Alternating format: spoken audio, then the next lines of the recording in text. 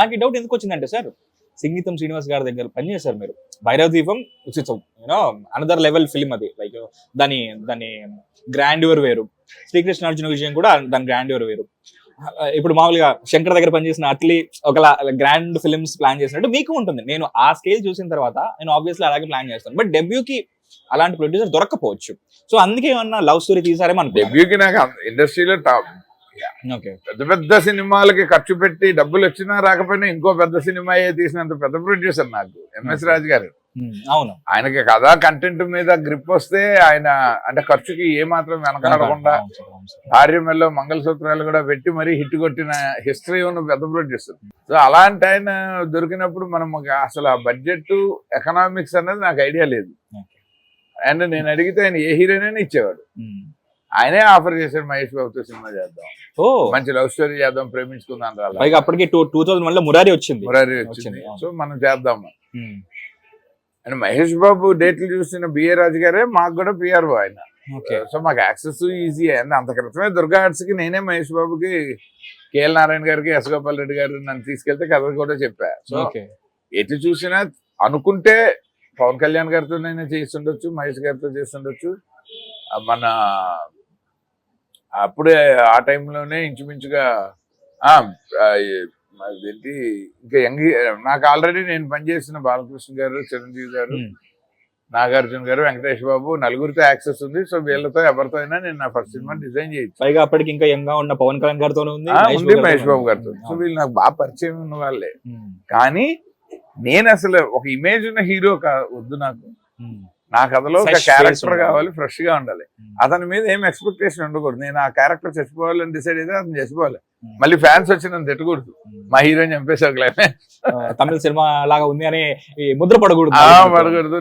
నేను స్క్రిప్ట్ నమ్మ సినిమా చేసి నా అదృష్టాన్ని పరీక్షించుకుందాం ఇండస్ట్రీలో. సో తక్కువ బడ్జెట్ లో ఈ ఇండస్ట్రీలో హిట్ కొట్టడం అంటే ఎక్కువ సంపాదించటము, హిట్ అవ్వటము, పబ్లిక్ లో నుంచి రెవెన్యూ బాగా రావటం కాదు.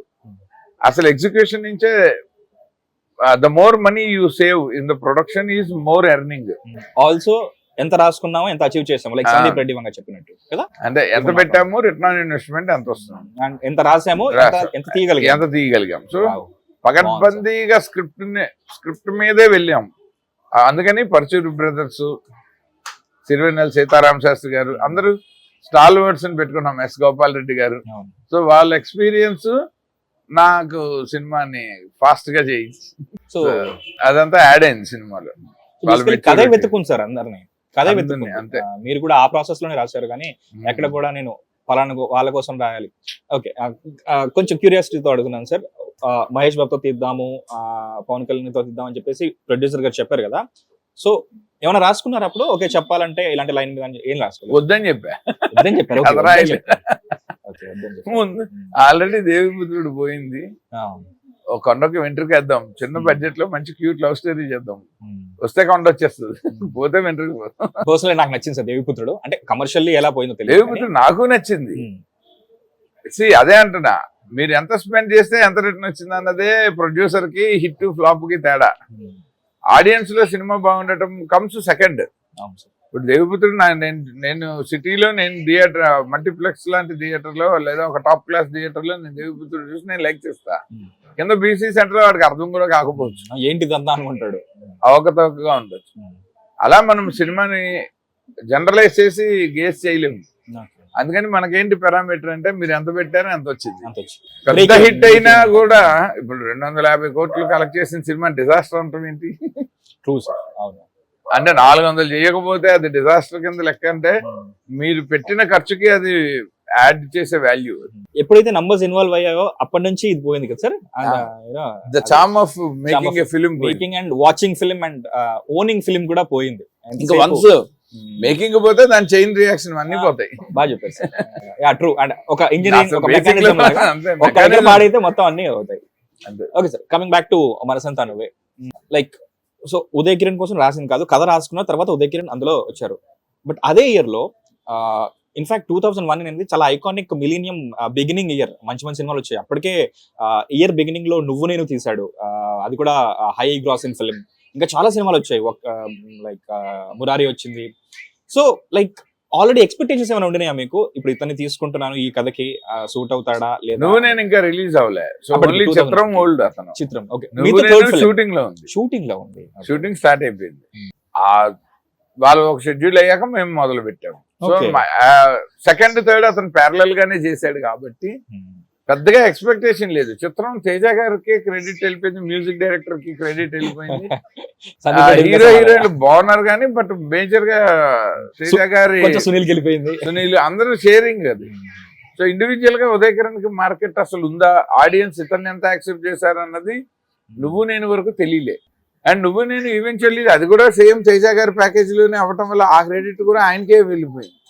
కానీ మా మనసంతా నువ్వేకి వచ్చరికి ఎంఎస్ రాజు గారు ఉన్నా, పెద్ద ప్రొడ్యూసర్ గా, కొత్త డైరెక్టర్ గా నేనున్నా, ఆ హీరోగా ఉదయ్ కిరణ్ ఉన్నా, ఎవరి లెవెల్లో వాళ్ళకి స్టార్డమ్ తెచ్చింది. ఆయనకి కావాల్సినంత రెవెన్యూ 22 times ప్రాఫిట్ తెచ్చింది. 22 times ఆన్ ఇన్వెస్ట్మెంట్. ఫిగర్ ఏమైనా తెలుసుకోవచ్చు? అప్పట్లో లైక్ 1.5 CR అప్పట్లో 25 years బ్యాక్ ఎక్కువే సార్ అది, లైక్ 1.5 CR 20 మోస్ట్ రీజనబుల్ అప్పట్లో. మోస్ట్ అప్పుడు చిన్న సినిమా తీస్తే 3 కోట్లు. ఓకే, ఇప్పుడు చిన్న సినిమా అంటే 15 కోట్లు ఈజీగా sir, easily very. Non hero film చేసి ఇప్పుడు నేనే చేస్తున్నాగా పని. మీరు పని చేస్తున్నారు, ఇందాక మీ వికీపీడియాలో చూసాను. హీరోయిన్ ఓరియంటెడ్ 9 చిల్లర అవుతుంది. ఓకే, సో ఇంకా కాపీ రెడీ అవ్వాలి, స్టిల్ ప్రాసెస్ లో ఉంది అది. ఓకే సార్, డెబ్యూ బేబీ అనేది చాలా ఎమోషనల్ కనెక్ట్ ఉంటుంది మన ఫస్ట్ కథకి కానీ, అండ్ చాలా భావోద్వేగాలతో కూడుకున్న క్షణాలు ఉంటాయి. నేను కొన్ని మీ ఇంటర్వ్యూస్ కూడా చూస్తాను, మీరు ఎప్పుడు హైదరాబాద్ లో సినిమా చూడండి, నేను విజయవాడలో చూస్తాను అన్నారు. ఏ థియేటర్ లో చూసారు సార్?